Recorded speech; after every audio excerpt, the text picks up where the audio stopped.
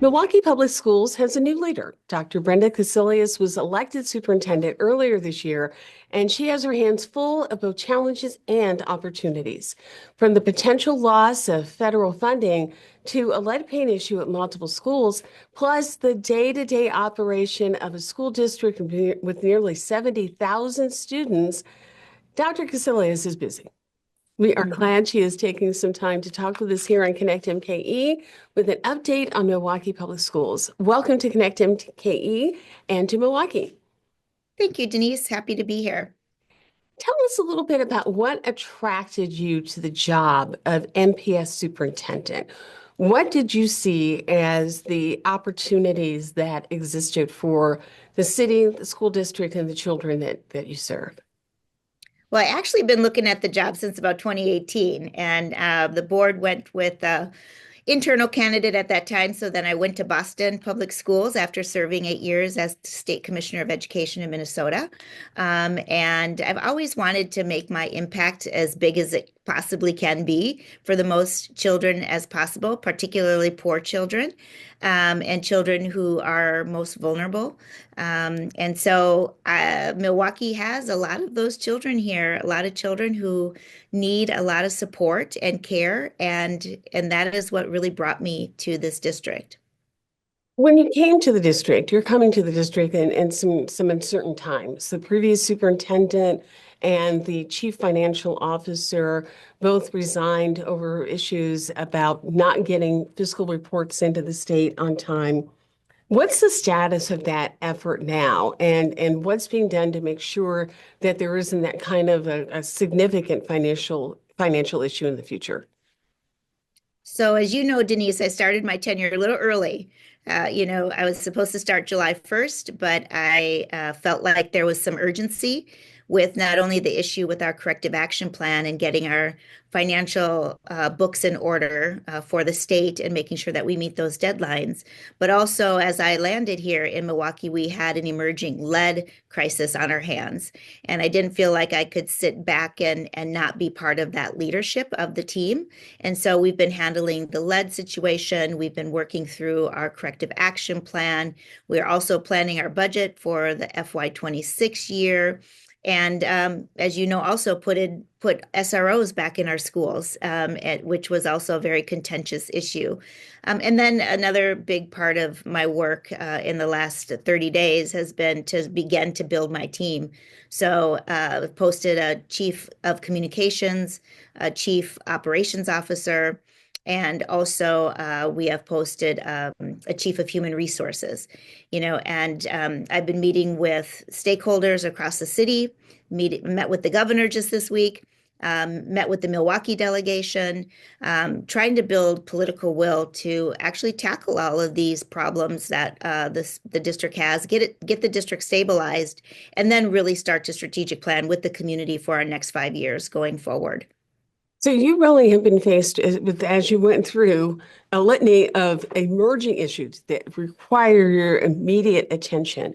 But you also talked about the fact that you want to begin doing that stakeholding, that work with stakeholders to develop a strategic plan.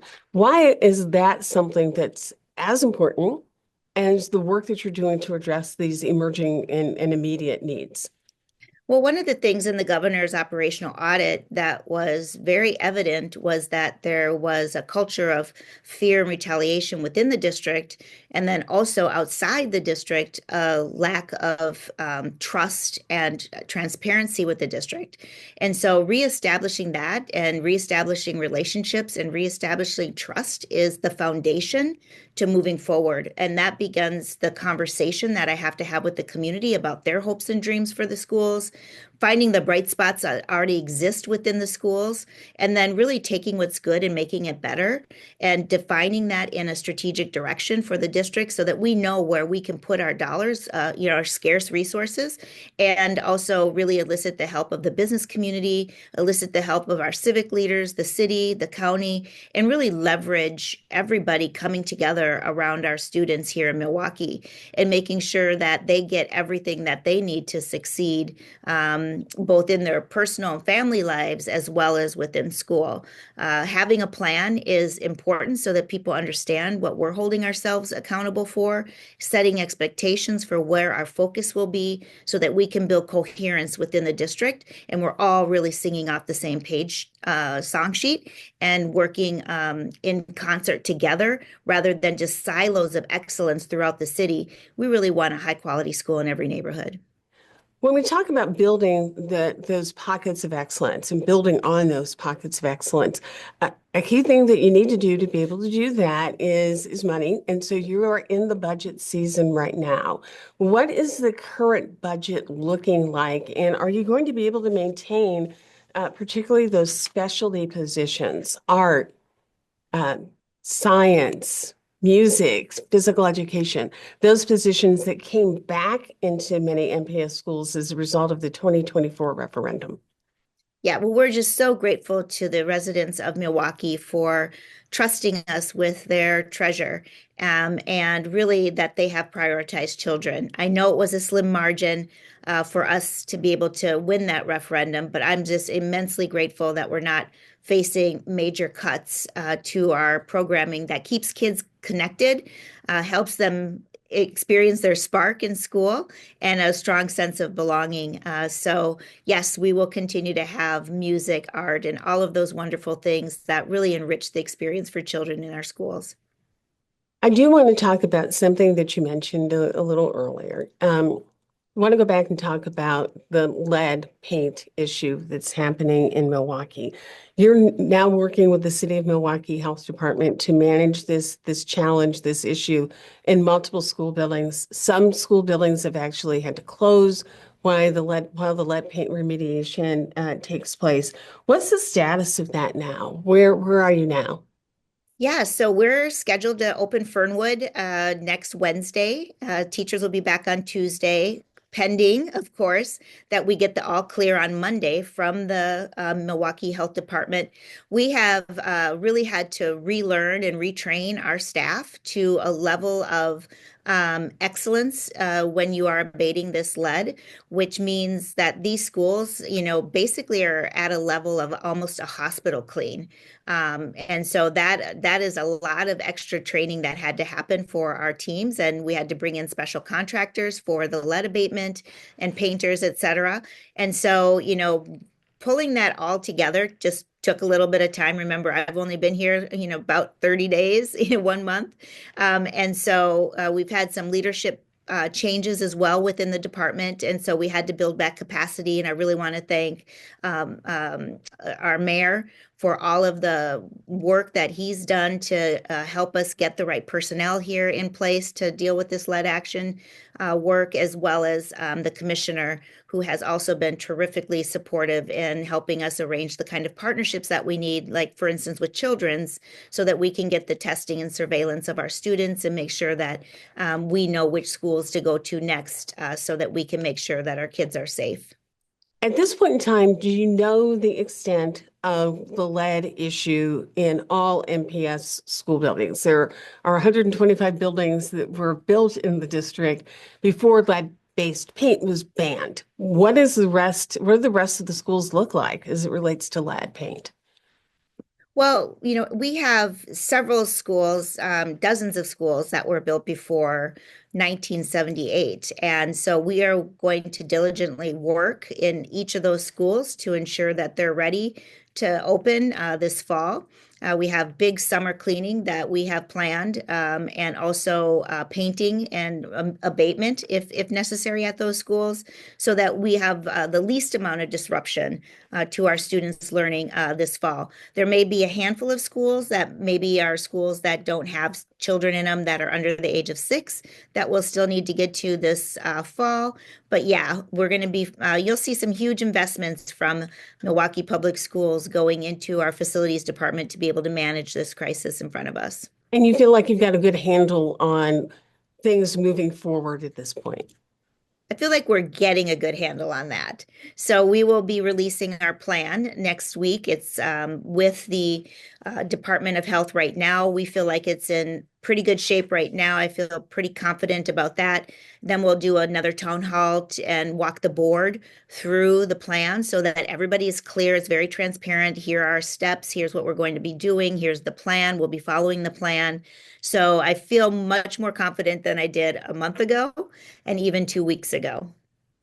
When we talk about MPS and we talk about buildings, there is the feeling that MPS may have too many buildings for the number of students it has. That it has the same number of buildings that it had when there were 120,000 students in the district. What are your thoughts on whether or not MPS has excess capacity? And is there something that the district can do about that? Does it need to potentially rethink some of those buildings? Well, I think always a rethinking is good. And I think the board has already been engaged in a study with Perkins Eastman and some advisory members from our community looking at our facilities.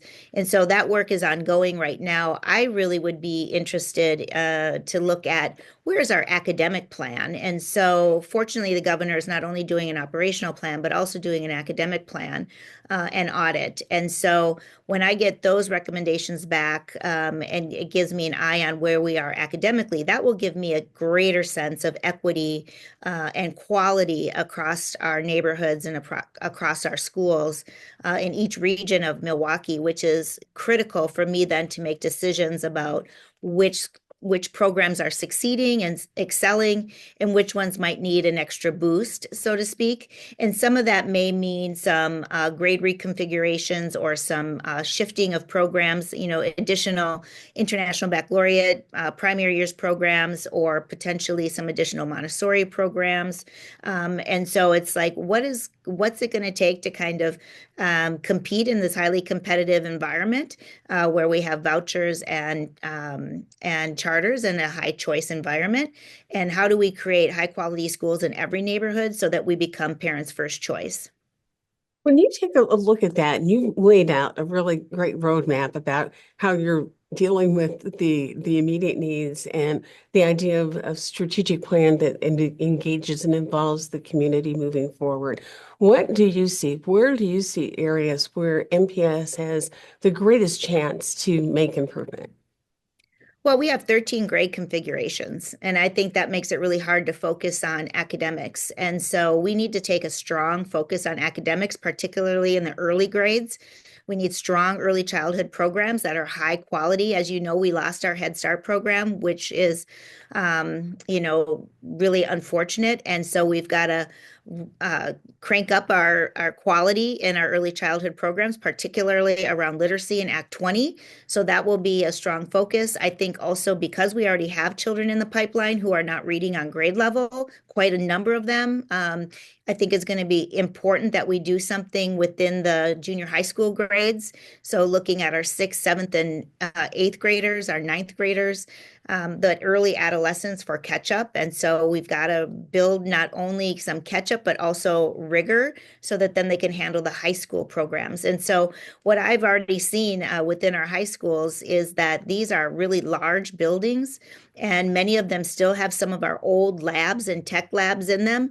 And this is an opportunity for us to really partner with labor, partner with business, and really develop some strong workforce development programs for our students that will give them kind of something to aspire to and to work toward as they think about their career and whether they want to go to college or whether they want to go right into career or military.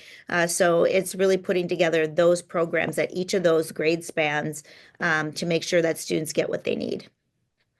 Dr. Cassellius, we really appreciate you spending time here with us today. And I would say the one thing that it seems like anyone who wants to help the district be successful, and we all do, the one thing we can do is to stay tuned and look for opportunities to come in and help.